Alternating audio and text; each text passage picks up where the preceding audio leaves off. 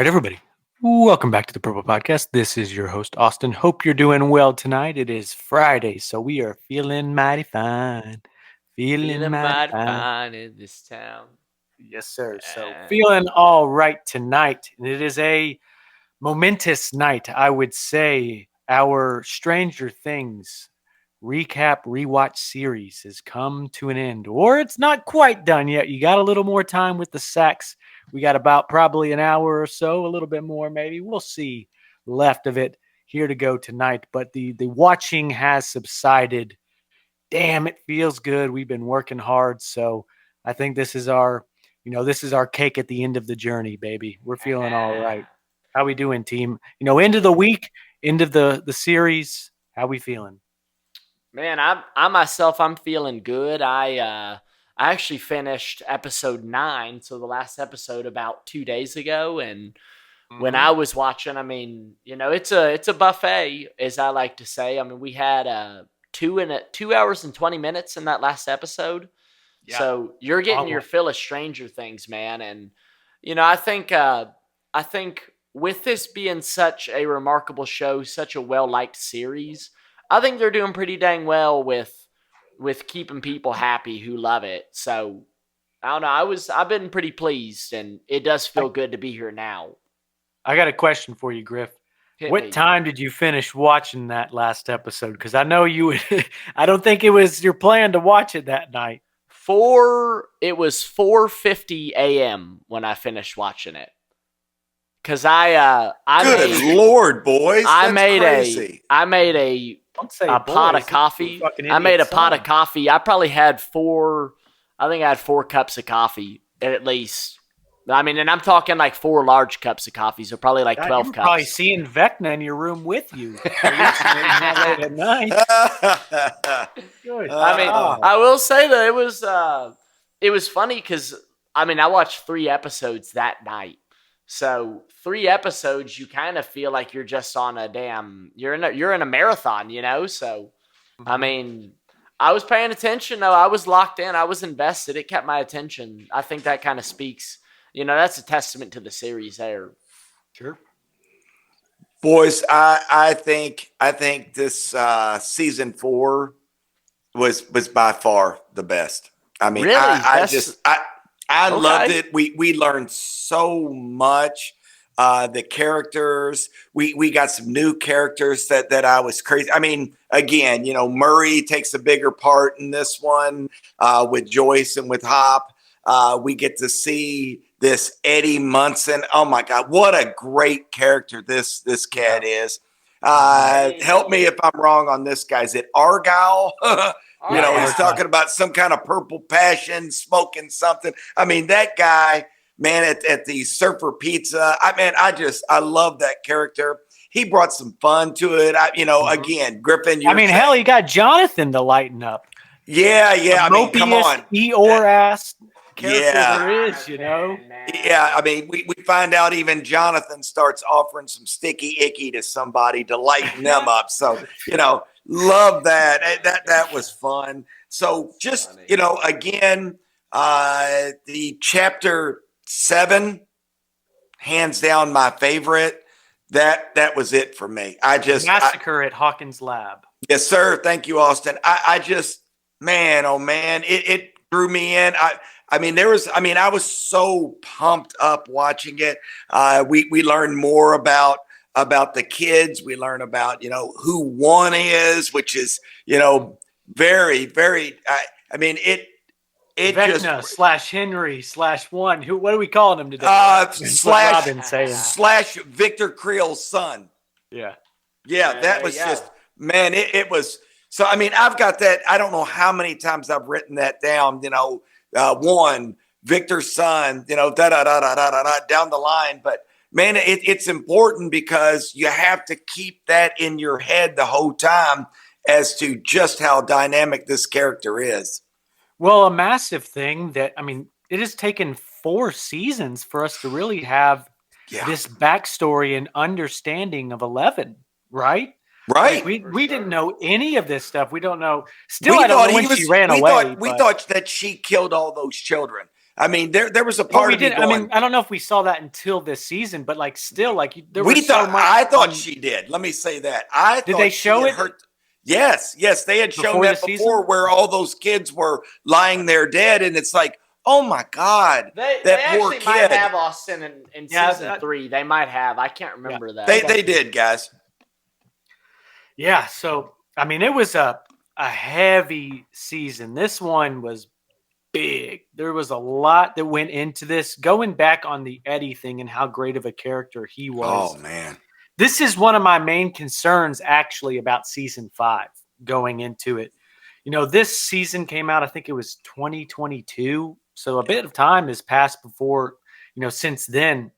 So I don't even, it's hard to remember what a new season of Stranger Things looks like and the feelings that you're having going into it. I wonder what my thoughts were on Eddie initially, because it's always a tricky thing for any show where you have such loved characters that you've grown so close to, introducing those new characters, how they're going to fit in. Is it going to work? We've already seen some shots of some kids that are going to be in this one. There's going to be new characters. Each season does it. Who are going to be the new players in this next season? And are they going to accomplish, something like an Eddie, something like a Robin? I think Robin kind of fell back this season. They didn't give her as much to do, but she's still there. I think season 3 was very much the Chips Ahoy show. This one, she's there now. She's integrated. But. They simplified her a little bit, and I think they did kind of make it to where, I think they dumbed her down a little bit too. Sure. I mean, if I might we were say, calling her Bob the Brains replacement in season 3. Yeah, no, I think they kind of did her dirty with that. They definitely dumbed her down a little bit.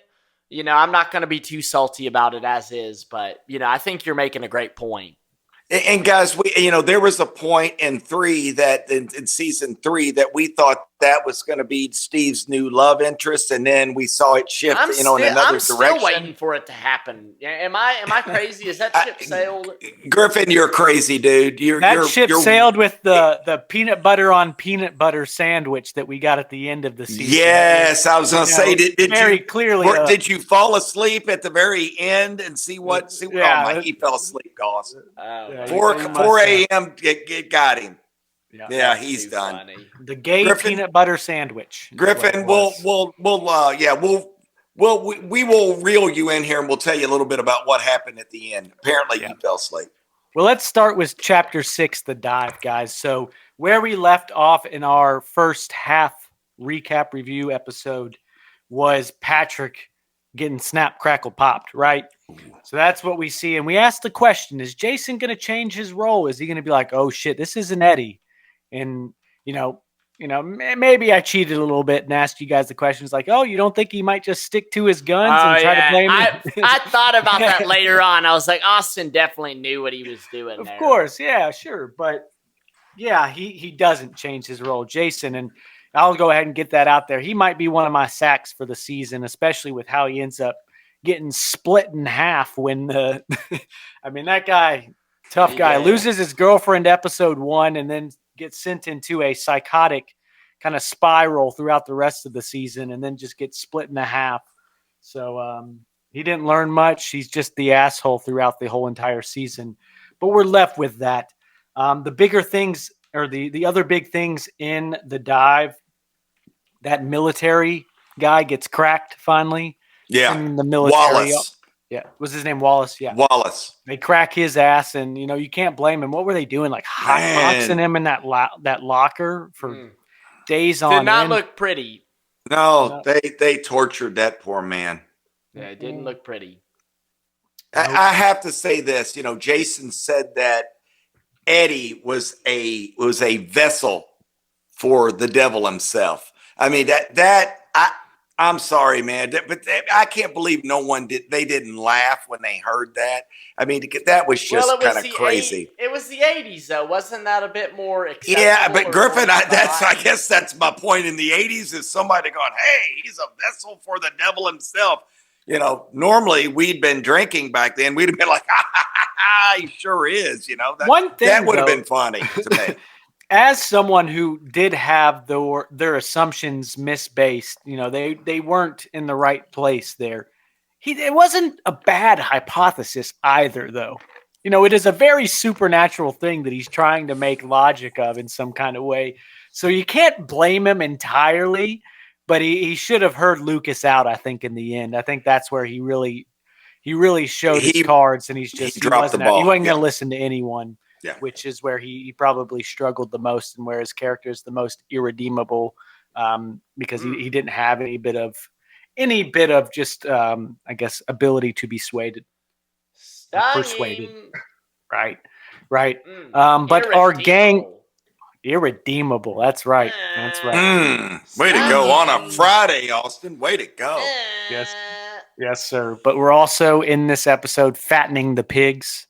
I thought that's a strong scene. That was good. For slaughter when they're about to go in there. And then Hopper has his diversion. He's like, I think it was a good idea. I got this fuel and I got some fire now because I know I'm going to be fighting. And I think that's one of the better kind of subplots or just character chemistry pieces of this season is Enzo and Hopper. I do like their kind of their teamwork together, their companionship, being in the clink together. But also, our surfer boy gang going out to Salt Lake City. We get to see Susie again. I'm excited to see what her role is in season 5 too, because she's an all-star. She is so good in everything that she's in. I love that character. What was up with that madhouse she was living in? What was up with that?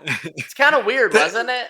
That was borderline crazy. You walk into, it looked like a nut house of kids is what it was. Crazy. Is that her family? I've got to assume that's her family, right? Yeah, wouldn't you think it'd be like kind of contradictory to like Mormonism? Like there's supposed to be Mormons in Utah, right? But I don't know, like maybe, I get the big family thing. Maybe that's what it is, but you'd think there would be, but you get some of it, when she's, she's going to pray for her sins, basically, when she helps Dustin get his thing or get his grade. Get his grade up, yeah. And she's like, I couldn't sleep, and Father knew that I was being, I don't know what the word is for it, but, I was being troubled by something, so he took my computer away. He figured it out. He forced a confession out of me. God, he probably put her in a burlap sack and beat her with reeds if he took one out of Dr. Evil's book. Or hotboxed her in a locker. Something like that. Yeah. Argyle finds a girlfriend, doesn't he? Out of that house. He did. I wanted more from that storyline. That was really cute. I wanted a little more. You see them in the van. You see the Sean Penn scene from Fast Times at Ridgemont High. The smoke rolling out. I thought that again. I think I was going to say Kelso's van. It could have been Kelso's van. I will say that's a great point because I thought that Argyle's reactions during those scenes where he's just, I love that. I thought that was so funny, man. Every time it's here, it's just like it was cracking. Anything for you. Yeah, he was a little sprung. there's no doubt. So I like the character. He was fun. I like that. He brought a lighter side because this is a little heavy. This is a heavy season. There's a whole lot going on. Again, we find out about Elle. We find out. There's just this Vecna man. He's a nasty dude. He's as I like to say, man, that's an angry cat. But let me say this, Austin. Something that and I know you guys caught it. But how cool is Vecna's suit? You see it in every scene. You see it moving. You see it growing or just everything is moving. It's even moving on his face. How friggin' cool is that? I loved it. I think about all the time that goes into it. I'm sure you could look up the facts because there's just an insane amount. It's like the Grinch. I'd already mentioned the similarity between the Grinch costume, but just the amount of makeup that actor had to go through and just sit through. I wonder if he couldn't breathe like Jim Carrey. Austin, right? My daughter said that it took 9 hours to get that guy into costume. No It's way. just absurd. That's what she told me, because we were watching. She noticed I was watching it the other day. I was getting ready to watch. It was number 7. I was watching. I told her, I said, I had to hit pause. I'm like, hey, hang on. I got to concentrate here. I'm loving this. And she said, Dad, it took, so many hours to get Vecna into that to get that costume, to get that suit, to get that paint, to get all those things moving on his body. I mean, it's great. It's not surprising. You hear that I hear those stories all the time from, Hollywood things about people that are in these very practical costumes. That's just an obscene amount of time that goes into putting them together. It's like, so you do this every day, or like you go to sleep in it? Like, what the fuck, dude? That is so much time. But I guess if you're getting paid enough, yeah. Good Lord. But what we're left with in the dive is the dive, the gate, Watergate. Yeah, Watergate. Yeah, and Steve getting Steve ripped is up, a stud, man. If you didn't know season 5 was coming out, I'll tell you right now, when I saw this happening for the first time, I thought Steve might bite it. I thought he might. Yeah, I thought he might be a goner. Austin, let's be honest. There's quite a few of them that you think are going to bite it in this one. Yeah, there's quite a few. I mean, I thought maybe even Dustin might bite it at one point. I went, I'm gonna lose my little guy. I mean, he went in to try to, when we saw him going with Eddie, I thought, oh man, he's gonna bite it. That is a shame that Eddie had to go under, man. But he went out a hero. He went out a stud. He did. So you got to give it up to him. A momentary gripe I'll have is how the hell when Nancy and Robin and Eddie go through Watergate, how the hell do they have those oars with them? They did not jump in with those oars. It was on the other side. Those were on the other side? How are they already on the other side? There was boats there. There's like little sunken boats in the upside down. Yeah, like on the floorboard or the bed of the dried up, I guess, lake it would have been, because they went through the water side and there wasn't lake there, right? It was just there were boats. Yeah. Fair enough. There was. It was like the one that Zero hides in. Yeah. The Mary Lou. Sam's boat. Mary Lou, baby. Fair enough. I stand corrected. Got his ass. But Chapter 7, the massacre at Hawkins' lab. We've already touched on it a little bit, but yeah, I think the biggest thing from that is just seeing, the reveal of who Vecna is. Vecna, Victor Creel, not Victor Creel, Henry Creel, and how the gate got opened. You see that this is when the gate was opened. What a damn shock, right? Were you guys like, what the hell, when all of that was playing out? I was like, oh my gosh, like how the hell is this the case? Of course I'd seen it. Yeah, you had seen it. Having the first time I saw it, it was great, and they do a great job with the sound and the music in this. It's just always so fitting, and they get you in the mood. Maybe it's a cheap trick, but man, it gets me every time. And they always add a little layer to it. I love the intensity that they added to this one.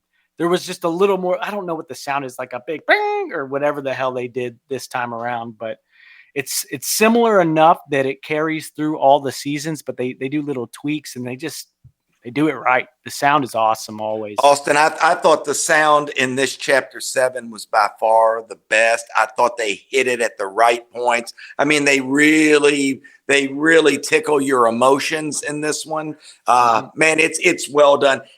Guys, I'm itching so bad. I've got to tell you a line that I like from this one. I'm sorry, man, but I got to do it right now. Hit it. Henderson said to Steve, Henderson said to Steve, he said, "You're a badass." Henderson told me that you're a badass. And those two built this friendship. And I mean, here you got, and we all know, we all went to high school, and you kind of got this kind of hippie, what back in my day we called them the freaks. You had the freaks, and Steve was he's the handsome, the lady killer, and you see those two just kind of walking along, and the respect is there for both of them. And our boy Dustin's getting and Steve, just the admiration that he's had when Eddie goes, "Yeah, Henderson said you were a badass," and he just looks at him like, "Henderson said that?" kind of like he just, man, he loved it. He was just so impressed because that's like his protege. Like, hey, my guy really thinks I'm a badass. I loved it, man. That was a great scene with Eddie and Steve talking. Yeah. After Steve has bitten the bat, he says, that was very metal of you. You know, Ozzy Osbourne? Yeah. Rest in peace, another one, you know. Yeah, and Steve, and we got to remember now, Steve. I put down a note and I said, "Is Steve the new Matthew McConaughey?" He's got his shirt off. I'm like, come on, man. When did Steve get so hairy? Well, I can tell you why, Austin. He's 30 years old. I mean, come on, there you go. There it is. But no, man, Austin, if you would have said in season 1 to season 4 that I would think that much of Steve now, man, I like the guy deep down. I'm kind of pulling for him with Nancy. Man, you can't but like him. He is what he is. And I think why his character, I think it's all due to, again, I think Eddie, the way he did, you know, that scene that we're just talking about, and then Dustin has softened him up to make him a better guy. I really think he says it himself too, that Nancy, he needed that smack upside his head to, you know, show him the right way, you know. And that's there are so many, they almost overdo it how many times they're giving us like, oh, Nancy's digging Steve again. This is happening. It almost I mean, like, I like it. I'm enjoying those pieces, but they do it a lot. They're hitting us upside the head with it, right? She's definitely like in those moments, she's just playing it up so hard. Like, you know, her eyes just start looking a certain kind of way, and it's like, really? Like, there's nothing coy about it. There's nothing, you know, casual about it. It's very overt. So one of my notes here. Yeah, one of my notes here after Steve has just gotten his pound of flesh bitten off him, you know, and he's hurting. He starts kind of stumbling over, and Nancy says, "I can fix that." She comes right on over. I didn't catch that, but that's good. She doesn't say that, but I'm saying, you know, that's I didn't catch that. Well, Eddie told him, like, when you're mentioning Daddy said, "Hey, just so you know, she came right to your side. If you screwed that one up, you better fix it." So yeah, this is the question. I think the scene of all scenes is Vecna Nancy. I think that we find out that Nancy's got some chops. She's got some chops, and of course, the Austin, help me. Who's the young man playing Vecna? Man, that dude, Bowers. Man, he can act. I think that's the scene of the season right there. Him telling the whole story, basically saying, "Hey, I want you to know the whole thing because I want you to tell Elle because I want Elle." You know, there's so much. You know, I don't know if he wants a battle with her, but he wants Elle back in. He wants Elle back in the fold. But I thought that was the scene of all scenes, and we found out. You know, because you're talking about Nancy and the way she looks at Steve. Man, she pulled that off. That I didn't know she had that in her. Mm-hmm. You know, we know some of these kids can really act. You know, Lucas can. You know, Dustin can. Mike does. I mean, all the kids. You know, all of them, and especially Joyce. I mean, Joyce, you could just see it in her face when she does it. But I was really surprised with old Nancy that she pulled that scene off. That they gave her so much time. I got a couple things I want to ask you guys here. Oh, please do. So they go back through the gate. They're going to go get some guns, right? That's the plan. Nancy says we can get it at my house. Right. We figure out that time has been frozen since the day that Will was taken. Yes. Do you guys have any kind of theories about like what that means? How that's going to come into play, because there's going to be some kind of bigger discussion with that. Like, why was Will taken? That's what's going to be answered in season 5. You know, how is he tied to Vecna? What was his purpose? Why is he still used? We've already seen in the trailers, and you know, I have one last time I can use you or some shit. He says something along those lines, Vecna with Will. So that's going to be the discussion. I wanted to see if you guys had any kind of thoughts or feelings towards that when you figure out what the hell? It's still November 6, 1983 here. I still have wallpaper that hasn't been here. I don't have my guns. What's this bunny rabbit doing here? Right. Griffin, you talked about this early. Have at it. I mean, in my head, it might just be an excuse to actually make Will worth a shit in this series. Because I don't know what else he's doing. You know what? I'll tell you right now. Listen to this. He's actually, I got him. He's not my sixth man, but I got him on my board of candidates. And that tells you how much of a back role he's taken. Oh he doesn't do shit, no. but he has some good, purposeful, meaningful scenes in this season. This is one of his better seasons, I think. He has some good moments. I think that his scene with Jonathan might have been a little too much. What did you guys think? Like, he starts crying immediately, and it's like, I mean, maybe he just really had a lot to get off his chest. It's a traumatic time. This guy's hurting, man, and the kid's gay, and he's not telling anyone, and it's bothering him a lot. He's struggling with what everyone's going to think about him. It's so clear to see that. I mean, it's the things that we see with Robin too, how she's kind of struggled with it. She didn't want to tell Steve. You know, she was worried that he might not be her friend again. We saw that in season 3. Those are the feelings that Will is having, and he's seeing it with Mike. People he's been, he's grown apart from these guys too. So I think he's just hurting, man. I think he's just hurting. And why wouldn't he? He's had such a traumatic and just painful experience over the past however many years it's been. I guess it's been 3. He's had a rough damn go, man. I think he just needs all the love he can fucking get, He needs reassurance and love. Austin, I've said it in some of the other episodes. This guy's a throwaway character.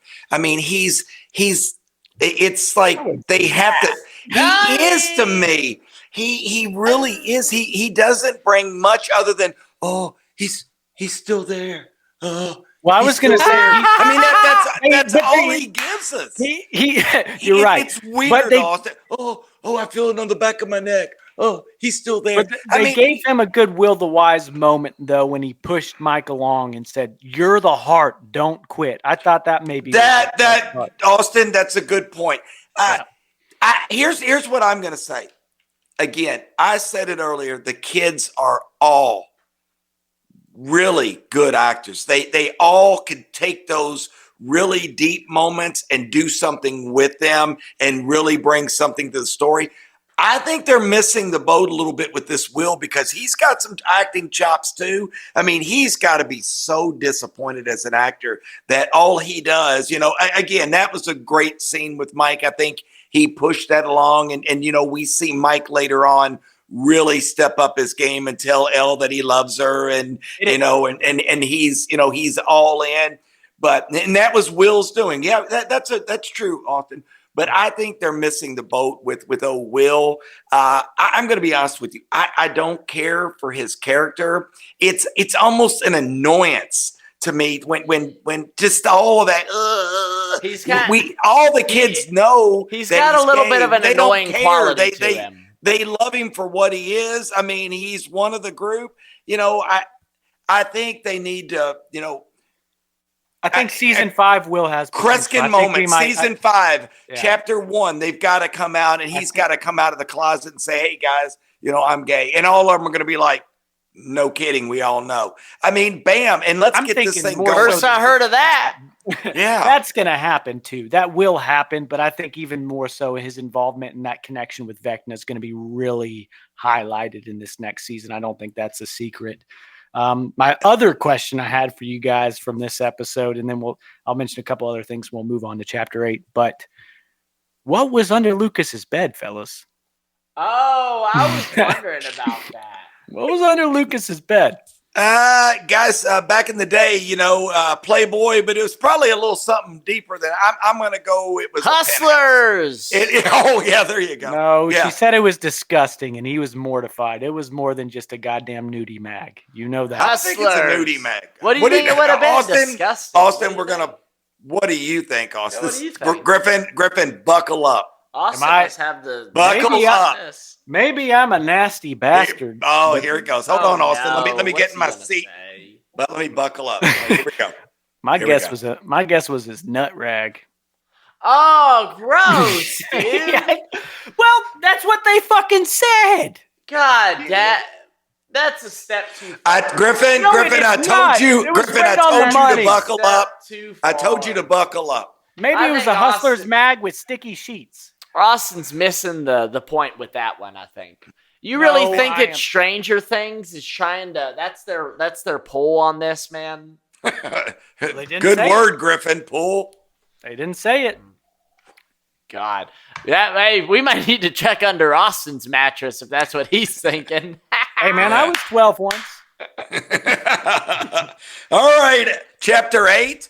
Well, I had to mention that when one turns that evil fucking shit on, it was like Anakin Oh gosh. murdering all the younglings. Well, how nice was it to have Elle with some powers back too? I mean, I thought that was awesome when she grabs that helicopter and she just brings those. Well, that's guys in chapter down. 8. Yeah, that's with Papa.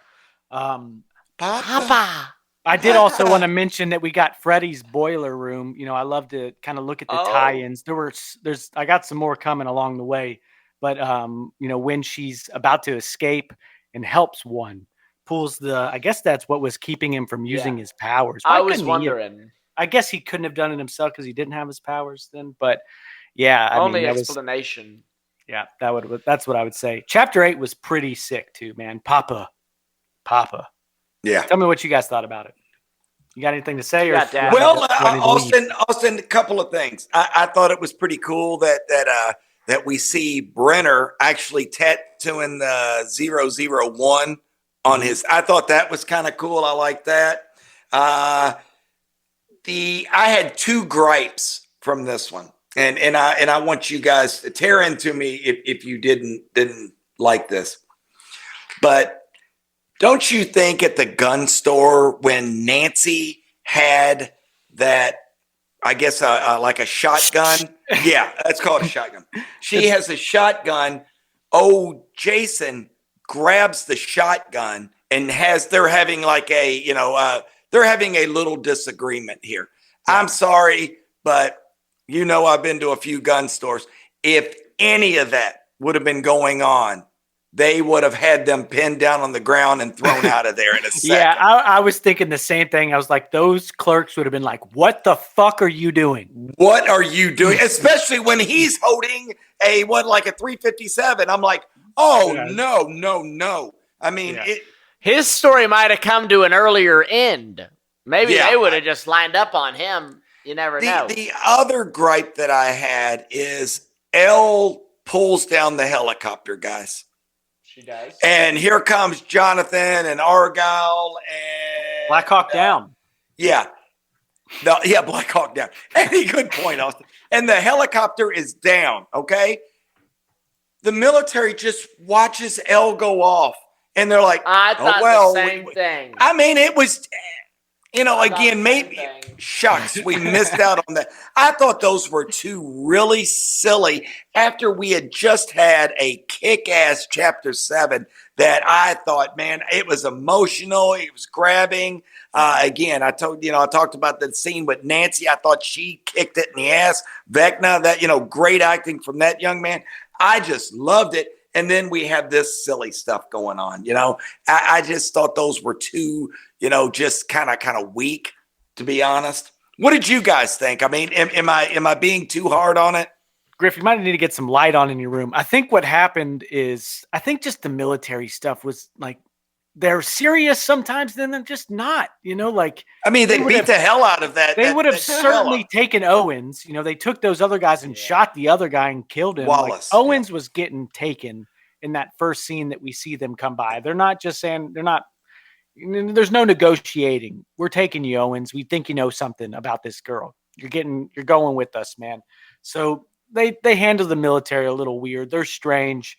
I would say that's kind of the biggest. I mean, I thought the same thing, Dad. When they go off in that van, I thought there's no way in the world they wouldn't chase them. There's no way in the world. Because, I mean, they would have had backup on the phone. They would have had another helicopter. They're literally driving what is that, like a van, a pizza van? Yeah, I mean, it's got surfer pizza all over it. Yeah, you're saying the military's not going to chase that down? Yeah, And guys, since I'm being critical, the other one is they might have been afraid. Now, granted, they might have been afraid of her. I mean, she did just take a freaking helicopter out of the sky and throw it. They could have been like, shit, she's going to flip our car. I mean, she would do that. She could kill any of them like this. They might have just been like, well, and she kind of did. So yeah, I mean but that's the only semi-logical explanation. And our boy Steve and the team, they steal that Winnebago. I thought that was kind of that was awesome. Eddie throws on the Michael Myers mask. There's another reference to Halloween. Yeah. Also, we get some CCR up around the bend. Love it. I mean, we get a lot of really good stuff, and something we're not talking about as much is I would say Joyce and Murray and Hop and Enzo. The whole Kamchatka storyline. Yeah, in the last episode, they get the reunion. They see the gladiator scene about to go down and the Demogorgon come out as they've snuck in. I thought that's a lot of really good stuff with Murray playing Yuri in this Murray scene. was great. Murray, he's a dog, man. Love Murray rocks, guy. man. Murray is a great character in this. Griffin, what did you think of when he had the flamethrower and he's just torching those demi-dogs and the demigorgon? I kept going, scorched earth, baby. I kept yelling it. Yeah, I know that you he's funny, and his character, he's cool. He is like really turned a 180 because you're pretty annoyed by him when he first shows up in season 2. Again, kind of like Steve, you start to love that guy.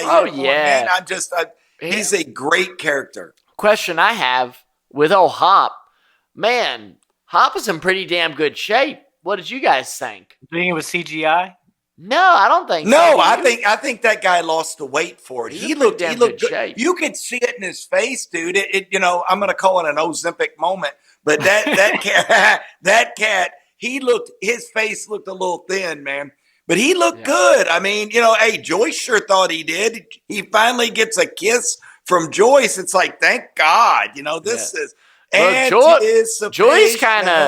Joyce was kind of throwing it down a little bit too. They didn't shy away. I was like, okay. Hey, I'm not going to say. Even though they had to been smelling pretty damn bad because they just did the whole Shawshank shit tunnel escape, right? Yeah, well, that was bad. I would say that our man Hop wasn't too concerned at that moment, given he just came from Kamchatka. Who needs imagination? Is that what he says? I think he was doing just fine. Well, here's a question. I got a question. Hop and Elle are reunited. Was their reaction not good enough for you guys? I felt like they would have had a bigger reaction than what they did. I felt like my sensory fucking attributes were just fried by the end of it, man. Like there's so much had already happened. It's like, oh yeah, this is great that they got to reunite finally. Jeez. But yes, it did felt a little lackluster after, you have maybe the best scene in the season for me. Maybe not best, man, but the most emotional, certainly. Dustin with Wayne Munson, Eddie's uncle. That shit hurt, man. That was it, Austin. That was great. And I keep saying it. These kids can act. Put them on the stage. I mean, they can get it done. He pulls you in. I mean, if you did not have a little tear building up in your eye when he looked at his father and he said, his uncle. Okay, thank you. His uncle. Uncle Munson, his uncle, when he says to him, hey, he went out a hero. He didn't run. And he knew exactly what that meant, man. I love that. I just love it. His uncle. That was crazy good stuff, man. It really was. That brought a little tear to my eye. And Griffin, I disagree. I thought Elle and Hop, I liked it. I'm a sap. I'm Mr. Hallmark at this time of the year.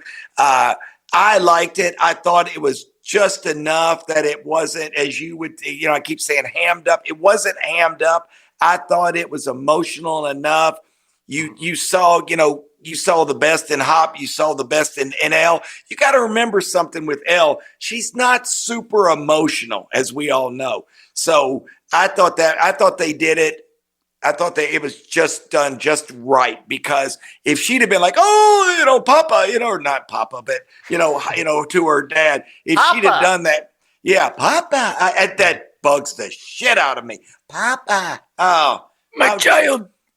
Oh, yeah. That damn Brenner. She stuck it to him.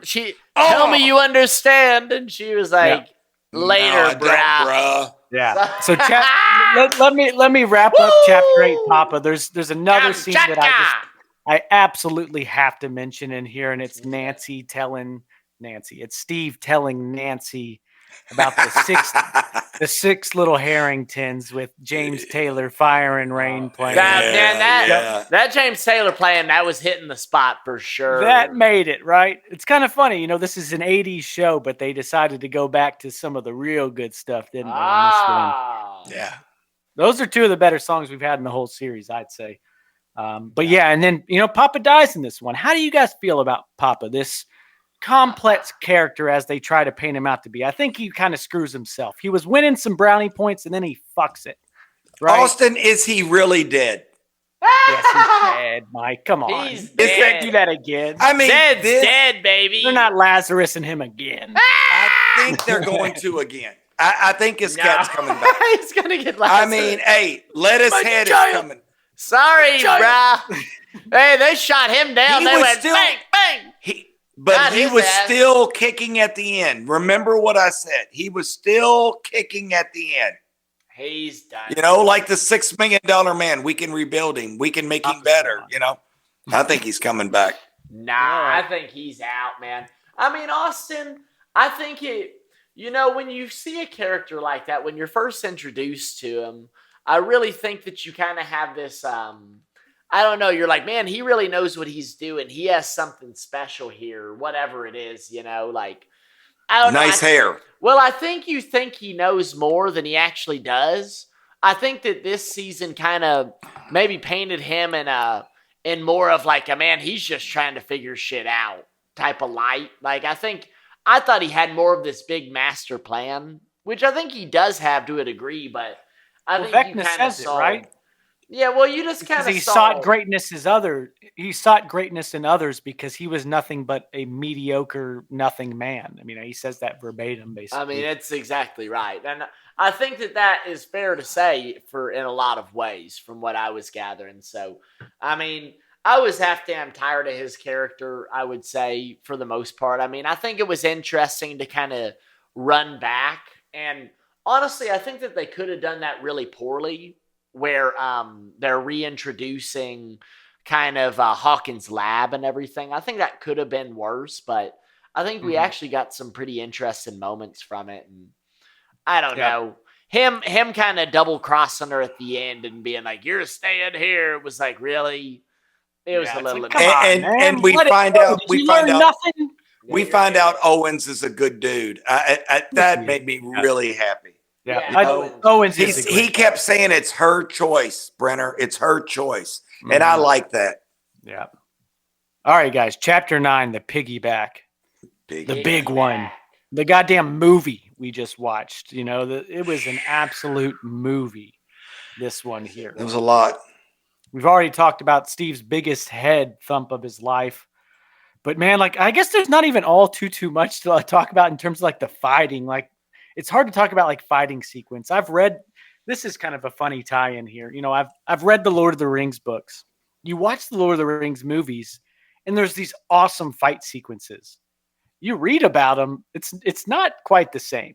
That the action does not kind of translate in the same kind of way as you're reading a book. So when you're talking about trying to write notes for the action sequences, there's not a lot that you're going to be really writing because you're just watching an action sequence, but all the fighting's really good. I think the thing is they have this big master plan and you get to a point where you're like, oh shit, everyone is losing their individual battle right now. The team is in trouble, massive trouble. L's tied up. And then we have that turning of the tides that Will instigates because he tells Mike to not give up. You are the heart. Having that wisdom to tell Mike that that's your role, dude. Play it. And he does it. And he gets Elle, who is their, brute force. They're fighting their, what do we say? The enforcer. Yeah, the enforcer. And she, she puts it on Vecna there. And there's a lot of great dialogue within those as well with Vecna, kind of telling them everything about what he's done, what he's gone through, his whole speech. I guess I can't even think of specific moments from his speech right now, but it's just, I guess he talks about Papa, that he was nothing, and he's gonna change the world. I guess it's his idea. Does he just want to ruin the world? Is he just? He's an angry dude, man. He wants it just to be Demogorgons and him. That's he wants it to be. He's infatuated with spiders. Yeah. I kind of liked this little spider thing, but at the same time, though, I had this kind of thought pop in my head, guys. This is like a late 20s, 30-year-old man in the series, I presume. Right? Probably It has to be. Probably in his 30s. Guys, in the moment he was speaking to a 6-year-old child, going, "This world is cruel.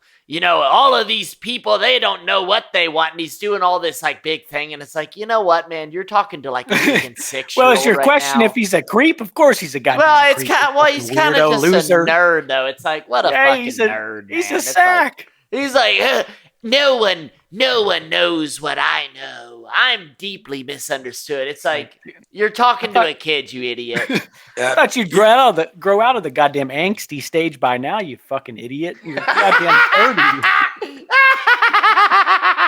30. Exactly. So I don't know why. It's funny. I was almost on board, and he kind of started hamming it up a little bit more, and then I'm going, actually, he's talking to a 6-year-old right now. So what an idiot. Get freaking real. Come on, man. Pick on someone your own size. Yeah, exactly. Great scene. We get to see an album cover, Bat Out of Hell. We get to see Eddie Munson on top. It looked like Van Helsing. Oh, that was awesome. It looked like Van Helsing. Like she was meant for another dimension. God, that was awesome. That grabs was his guitar. Rocking. It was This Bat is Out of music. Hell. And then of course you get Master of Puppets Metallica and kind of the same effect that I remember when this was happening. I wasn't watching, but I remember when the Kate Bush song Running Up That Hill became really big. It was interesting. Same thing happened with Master of Puppets and Metallica. It was just okay, y'all. Yeah. It renewed was just interest. Absolute thunder, kick ass. I kept going, this is Van Helsing. This is, Meatloaf, Bat Out of Hell. And he was just where? All I kept looking for was when you guys used to play that Guitar Hero with flames shooting. Where? You're go, baby. Woo, just kick the ass. Awesome. It was, man. That for was Chrissy is what he says too, which is it was, man. I hated that guy. Bit it because he was kick ass. Yeah, I'm sad. Man, I loved his character. He rocked. God, they could have done so much with him, so much fun with him. Why couldn't it have been Will? Yeah. Or why couldn't it have been damn Jonathan? Even at the end, and they're no, Griffin. There's a great line by Jonathan. They're trying to make it, my dude. They're trying. Purple palm tree delight, man. He stands it to him. That was. They're trying to make it seem like he and Nancy have this moment back together, and the nutsack still can't give her a kiss. He still can't hold it together. Steve is reaching in on that. I think Jonathan, he's about 5 leagues under at this point. Steve. So what's going to happen to Jonathan, Griff? Is he getting ready to lose something? I think he's about to lose that squirrel, and I think Steve might get revenge for season 1. He might whoop his ass. Steve's a bad dude, man. Steve's taking it to him, man. Steve's you saw him break the shirt off. He went Matthew McConaughey, man. He did, and you saw what about that scene? I thought it was kind of cute, as you would say, Dad, where the boys are like, "God, do girls like that?" And Max goes, "Let me look. I'll tell you." And she just holds them down. It stays a little too long, just having her watch with no words being said. Yeah, that shit's great. I thought that was so funny. It was like she's a cute character too. I really like Max, what she's doing. God, Max, I thought Max was saying, going. Hey, I'll go away. I mean, she's like, you know what? Did. I'm going to take one for the team. I'm going after Vecna. I think I can keep him at bay. I like her. Yeah. Well, and her reuniting. She's a little fighter, man. Her reuniting with Lucas a bit was great too, man. And even Vecna says it. Hey, you're a lot tougher than your brother. And I was like, oh, I like that. Here's a little gripe. Tougher. Here's a little gripe. When she's looking back through these memories and she's seeing her hanging out with Elle, it's basically just like one scene from season 2 or season 3. They didn't have enough like B-roll of her being friends with Elle. No, they did not. That's not very convincing. All these, heartfelt memories that she has of her friendship with Elle. It's literally just her in that one outfit.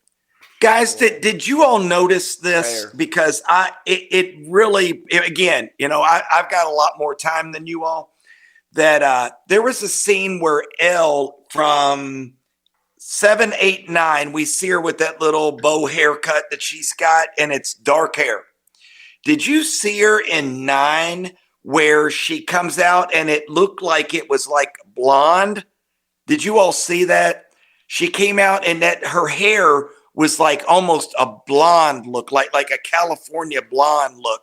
And I went, what happened? Are they going in the future? Are they going in the past? What are they doing? And then next thing you know, her hair's dark again. I don't know. Was it the wig that she wore in season 1? No, it was her hair. And I mean, it's right about the first 20, 30 minutes of chapter 9, if you get a chance. But take a look at it. It looks like her hair's blondish looking. And I went, man, I said, what happened there? Something was amiss. I just didn't know if you all noticed that. That was just a little I bright. did not myself. Well, you were asleep, Griffin. We know what happened to you. I did not either. What are you guys? Let's do this now. Let's go ahead and do it. What are you guys? What's your favorite episode of the season, or I guess this back half here? I've already said mine. It was chapter 7. I thought it was just kick ass. I thought Nancy was awesome. We find out about Vecna, what his background. I mean, he's 001. He's Victor's son. He's Henry. He's this. He's that.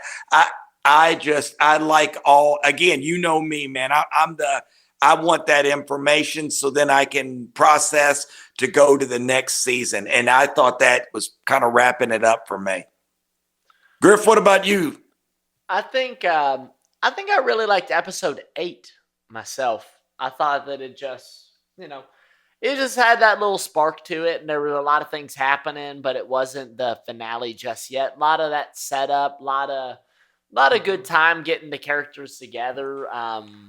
That's the episode where we see all of the characters in that field, and I forget who's talking to who. It might be who's speaking. I forget who it is. Eddie and Dustin have a good scene in that one where he's, it almost looks like they're gonna kiss for a second. Oh yeah, that's what I'm kind of referring to. Like they just look out in the field like, hey guys, I don't know what's gonna happen. Oh, I think it's Robin speaking with Steve, and she goes, I don't know if we're going to make it out of this one. I got a weird feeling. And, they just kind of show everyone in the field getting ready and prepping. And it's like, damn, they're on this, man. Is that when they were playing Journey's Separate Ways? I don't know. That was at the very end of the episode. But I thought it was a little bit different, that version of Separate Ways. But again, my time, they started playing it like I liked, and he started kicking ass. I'm like, oh, here we go. So, and then boom, we're right into chapter 9. Yeah. I like that too, Griff. Again, though, we had a lot of really good episodes, but I think that's probably me. Did you yourself have one, Ost? Yeah, man, it's tricky. It's like, I almost don't want to pick the last one. There were a lot of great scenes in it. It was a long one for sure. Long. Very long. It was a long one. I think honestly, I think probably 7 is just a really good one because it answers a massive question that we've had throughout the entire series about, L's powers. I don't know if we get the answer that it's been Vecna all along at that point. That might be in the last one. So you know what? I'll go with the last one. We do get some more good dialogue there where it's always been him. The Mind Flayer, it's been him. He's been the one doing this. He was the traveler. He got sent into this dimension by L. And he went around, I guess obtaining powers, getting stronger, and has been plotting against. And then obviously, I already mentioned that scene with Dustin and Wayne Munson, Dustin with Eddie, him dying too, those were just crazy strong scenes, Eddie puts on that show too. Yeah, let's go with the last one. The last one was just a big badass finale. It was, and Hop goes Highlander, Austin. Yeah, what did you think about them going back to Kamchatka? That was just like, God damn it, guys. Why? Man, why would you go back? And they did. I was on Murray's side, I think, where Murray's like, what? And I have to agree. I thought that Hop was maybe a little too eager beaver there. It's like, I think even if you knew that had to be done, I think you'd be a little bit like, is there any other way? Because I'm right there with you guys. Yeah. Yep. And then that's the fucking season. Vecna has a Mike Myers moment, gets shot down outside the building, falls down. Yeah. I thought of that was exactly what I thought. I said, Mike Myers. And they literally show Mike Myers in the episode. We talked about Stranger Things maybe being a touch derivative sometimes. There's no way in hell that was a coincidence. And I don't even really need to say that. No, absolutely. Mike Myers goes away. There was also a scene with Eddie when he's attacking those bats. That is just frame for frame the shot from Jon Snow in Game of Thrones, Battle of the Bastards. Look it up. He's standing there with the spear with all these people coming towards him. It is literally the same exact shot. I'll send it to you guys after this. You know what? We've mentioned it before about Elle going into her fortress of solitude, and our boy Argyle mentions it when they go to Hopper's cabin. He's like, "This isn't no fortress of solitude." He says that at the end, so I thought that was good. It's like, damn, Austin, you're fucking good at your job. All right, favorite characters, guys. Let's do it. Don't make that face, Griffin. Guys, I had three characters. Close raspberry. Hey. I loved Argyle. I thought he brought something special. He brought something. He had that sticky icky. We know where my dad's head's at. Dad's going, and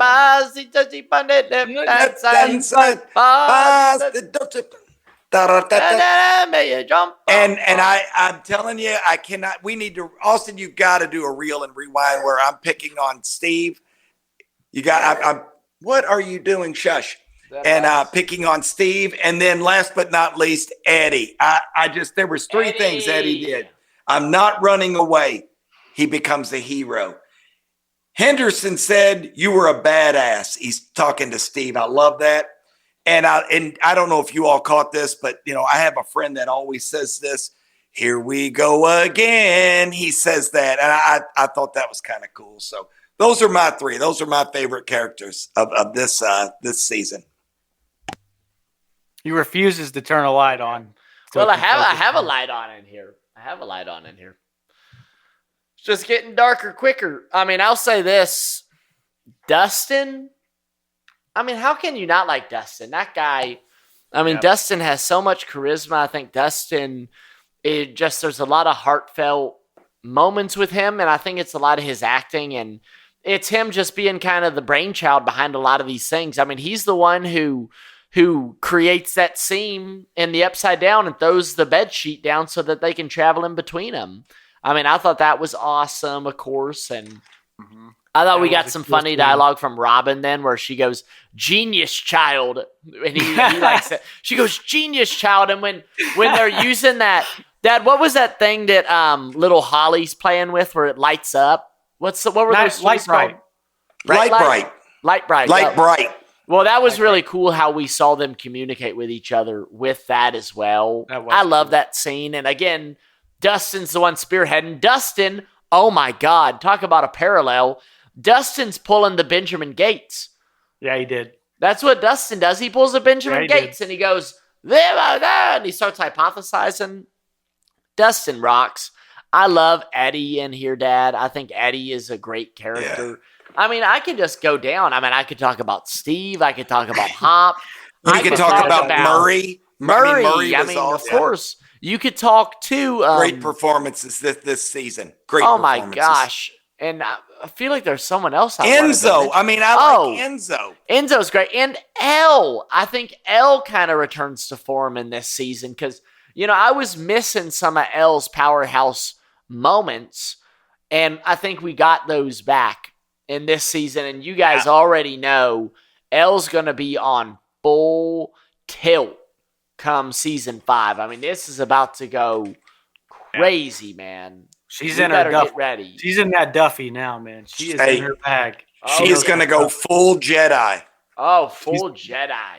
She's going to get in that Fortress of Solitude and fucking cook something crazy for Vecna. He's in trouble. Yeah. Sorry, Vecna.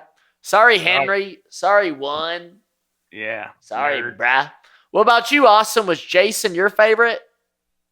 I'm gonna go with I'm gonna go with Vecna this season. No, I got Eddie. Eddie is the number one. Yeah. Right with him, Dustin, Steve. Those are the guys, man. I just really fucking love seeing those guys on screen. I think Murray's great. I think Yuri has a shot. He's man in a way. Like he's got that thing that Murray had. It's like this guy is an annoying prick. But there's something that starts to endear you to him. Enzo got his ass too, didn't he?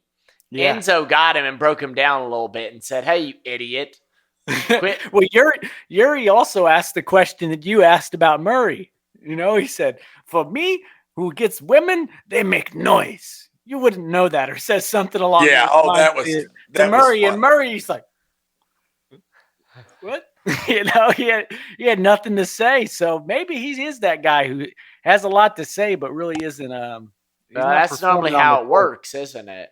Well, there was something else funny too.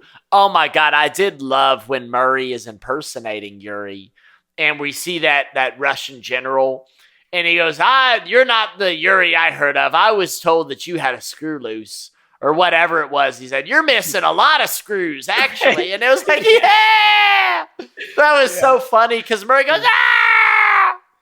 I liked when Yuri hugs the Katinka, big round bottom, and grabs it, and you hear this boing sound when he grabs it. That got me pretty good.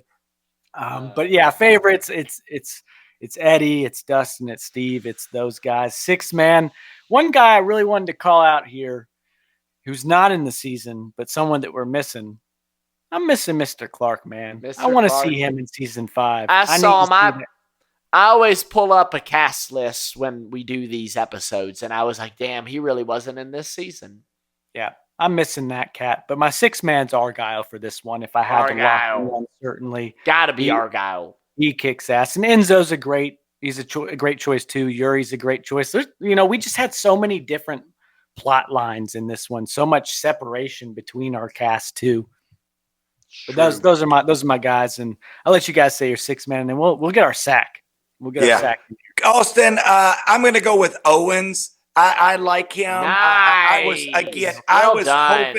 I was hoping that Owens was going to be a good guy. That was going to be so disappointing because there's something likable about that guy, especially when we saw him with Hop and, early, with the demi dogs or with that when they got, what's his name? Help me out, guys. Bob the Brain? Bob the Brain. When they got him, I was like, oh man, that's just horrible. But no, I think Owens is definitely my guy, and thank God he's a good guy. Hopefully he'll still be around. I think there's more to come from Owens. Griff, the military just left him there. Yes, they let him on. Absolutely. And I'm telling you what, do not be surprised if old Brenner doesn't poke his, that lettuce out. I'm telling you, I don't think that cat's dead. I don't think that cat's dead. All right. I'm going to say this. My 6-man, I'm actually going to pick Enzo. I just think Enzo's fun, and we get some really great moments between him and Hop, and he just stands up. Hop is one of our favorite characters in the whole damn thing, and he doesn't make you feel like he's taking too much space when he shares the screen with him. It's like, no, Enzo's contributing. In terms of sad sack, I think we just got a million options. I'm thinking Victor Creel. That dude's about as much of a Satchel Paige as you'll ever see. I mean, oh my God, that guy's a sad sack. I think that dude, what's the guy with Owens that is getting put in the pressure cooker over and over? I got him. I got tortured special agent. That's that dude. That was Wallace. Wallace is a sad sack. Wallace. Yeah, I wrote that down because I cracked me. Oh, they cracked him good. And my last sad in the sack. First 5 minutes. Jeez, I don't put me in that hot box. I don't know if we're ever gonna find a sack that is more sad than Will. I mean, that kid, he just everything about him. And like you said, I mean, it's getting to the point where you almost don't even want to see him. You almost don't even want to see the guy anymore because it's just like, oh my God, he's gonna be bitching. He's gonna be moaning. What's he crying about now? What's he crying about? Someone just hit him in the head, knock him out. Let's just move on. I mean, and I hate to be insensitive like that, but I mean, he's just that's his role at this point. He's a sad individual. Yeah, he's on the team. A sack. Yeah, he's on the team. Mike? Guys, on the sad sack, I always go with Will. I'm telling you, that guy there's something about him just bugs the living shit out of me. I said it earlier. The guy can act. I mean, he can act. It's like, come on, let the guy give him something. Throw me a bone. Throw me a freaking bone here. Throw him something. One. No, he was it for me. And again, I had Will and Wallace is who I had, because poor Wallace, man, he took a beat down, absolute beat down. And really, Brenner is a sad sack. He's a sad sack of a human being. I can't stand his character, but without him, there's so much we lose in this in the whole series, because he brings that. Is he a good guy? Does he mean well for these kids? And we're finding out, no, he did not. The real dividing line on that was one saying, Papa like it is. Lies. He said he lies sometimes. And then the moment that was said, every time that he was speaking, I thought that. I said, oh, he lied. Like, It was kind of like the show was giving you a cheat sheet to be like, hey, he lies. And he's lying right now. And it was like, oh. Yeah. Now I get it. Yeah. What about you, sad sack? My sad sack is old Fred. Freddy! Fred's dead, baby. They snap, crackle, popped him. They didn't even do anything to endear you to the character either. He got sucked. He just sucked. He's there for about an episode, and you just dislike the twerp from the get-go. There's nothing about him that's redeeming at all. No. He's a murderer, I guess. I don't know what the whole backstory on that was, but man, there's nothing to like about Fred, and he gets crunched. So pretty sad sack there. Not a lot of wins for that cat. Wayne Munson is a sack too. We've already said that. Yeah. He's I hate to say it, in a sad him out of his place. God, they really did. A couple other sacks are the goddamn new sheriff and his deputy. Those cats. Oh, they're a joke. Those guys are a joke. They got nothing under control, man. They can't even keep Hawkins under control. I mean, well, geez. Hawkins is going to shit though, so you got to give him a little bit. Sure. Give him a little bit of a break. And then I mentioned Jason as well.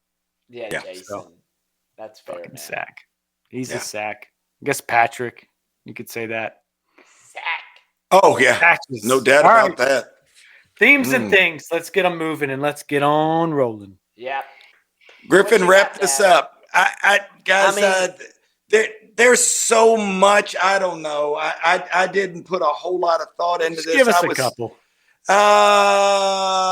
You go ahead and start us off, Griffin. We're getting resolution. I mean, this is a big series. This has been going about 10 years now, and this is the end of, at this point, the latest season that we have that we can be watching. So I think a lot of things do come together. Again, we had so many big storylines happening concurrently, and by the end of it, we're all together again. So I thought that was nice. I think the team kind of spirit is a huge theme of this season. Everyone coming together. Music is enormous to this season. Music is what saved Max initially. And she's probably tired of Kate Bush at this point. You would think so, but she hasn't shown it on her face yet.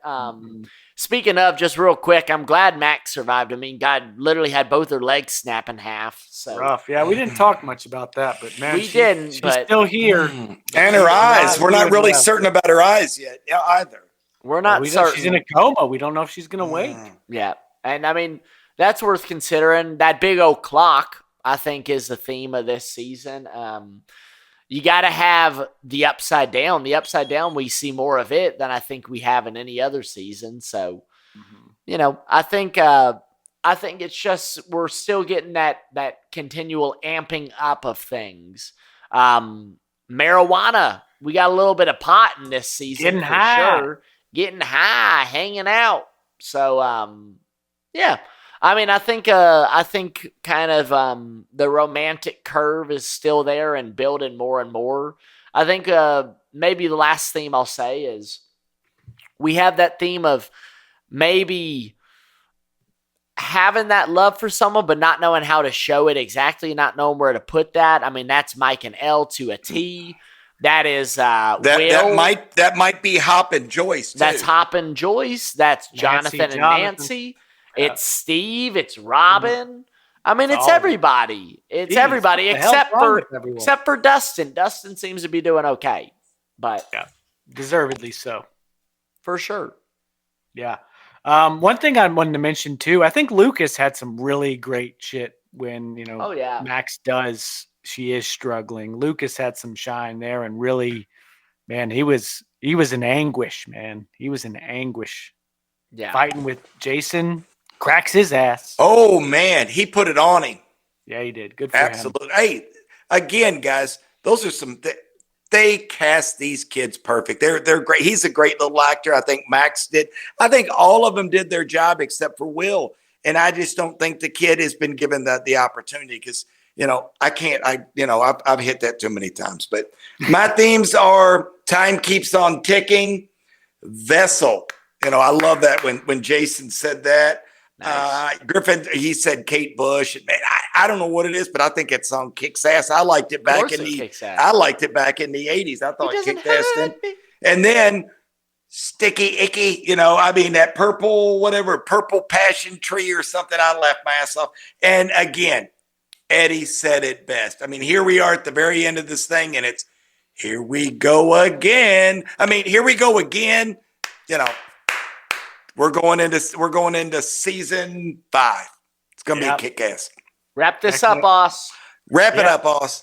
My themes and things, of course, I got Getting High. I got Into the World, The Big Fight. Nice. Cold War, Russia, obviously. Prison Break. That's a giant. Oh, good one. Hellfire, Heavy Metal, D&D. A nice return to D&D as well. I think that's kind of front of mind in this one, which we haven't been too involved with in the past maybe couple seasons. But the first Hellfire cult. That's how. Yeah, exactly. Hellfire. Yeah, they blame them at the end too. It was all over. It's like, come on, get real. The whole town's blown up, and it's Hellfire did it. Yeah. This fucking high school club. You idiots. Yeah. and Eddie Munson's leading the pack. Munson. Yeah. Jeez. That's so silly. But I got separate missions miles and miles away. The crew is all separated throughout this entire season. Yes. So I think that was a big part of it. And my last kind of funny one is just getting your monkey zapped. There was a lot of people getting shocked. A lot of people got their monkey zapped. Joyce got a bunch of them. Yeah, number 2 got his monkey zapped. How about number 2? Number 1 got his monkey zapped too. They all got their monkey zapped. So that's what we'll leave it on, and that's how we'll end our rewatch series. That's guys. awesome. Well, bravo, guys. This has been fantastic. Austin, I want to thank you. I want to thank you for having us watch this because I had never seen Stranger Things. I blew it off. I have that thing. I was like, it's too popular. But, I mean, it's popular for a reason. It freaking rocks. And this was great. Purple Podcast, you know me, we are pushing forward. We are just doing more and more. We're getting better and better. And, man, I cannot wait to see where we go next because we got a lot on the plate, a lot on the table, and we are just moving, man. So let's keep it going. Yes, we are. Guys, we just keep getting more and more feedback. There's so much positivity that we're rocking. Again, speaking of rocking, those reels are they're dynamite. Please check them out. You get a chance. Everyone that sees them, they email me, they text me. They're like, "Who the hell?" They love it. Yeah. Yes, they do. Yeah. So it's great. Great job, guys. Can't wait for season 5. It's going to be awesome. Yeah, it is, man. And I'm nervous. You know, guys, I've been the one rewatching it with you guys. This is your first viewing, so I get to experience something new again, and I'm concerned and worried about what's going to happen with these people. I am very nervous about the loss that is going to be undertaken within this season. We're going to lose some people. There's no doubt, and they're going to hurt us. They're going to try to. They just have to. They're going to do it. So who we lose, I don't know, man. I think Steve might be my front runner. I think he might be the one that's going to die, and I'm very upset. Someone's got to go to jail. Someone's got to die. Yeah, that's what it is. But yeah, I wanted to mention this one thing, and just in kind of finality with Stranger Things itself. You know, we're doing Welcome to Derry right now, and something that I saw written about it is that show shows how, you know, much something like Stranger Things and casting children is just lightning in the bottle. You know, you catch it or you don't. And it's just worked tremendously for this series. And I don't think Welcome to Derry is a bad series by any means, but it is not the pop culture sensation that Stranger Things is and was. So I think that's a big thing. This is a special show, so appreciate it. This is the last season. I'm very much looking forward to it. In other Purple news, guys, this one will be coming out on the 19th of November, a week after, on the 26th on Wednesday. That is when the first part of season 5 will be coming out. So we'll be watching it then. There will not be an episode then. We'll be watching then, but we'll have Planes, Trains, and Automobiles coming out that Wednesday. That's the plan. I'm going to go ahead and say that. The day before Thanksgiving, you're getting Planes, Trains, and Automobiles. We're going to get back to movies, which I'm very excited for. You know, we haven't done a movie in some months at this point. So, or just not even that long. Not months, but a little bit. So, yeah, guys, I don't really have much else to say. Appreciate your time. You guys, you want to say your goodbyes, and we'll get moving on out of here. I already said mine. I think it's time to get on out, my man. I'm good, Oz. I think a lot of great things popping up. Can't wait. Yes, sir. Well, you guys back home, thank you for listening always. We truly do appreciate it. Sending love out your way this Thanksgiving time, this holiday season, kicking it off right. Nice. So hope you enjoy the new season when it's coming out. I hope you've enjoyed this rewatch series as much as we did covering it and watching it.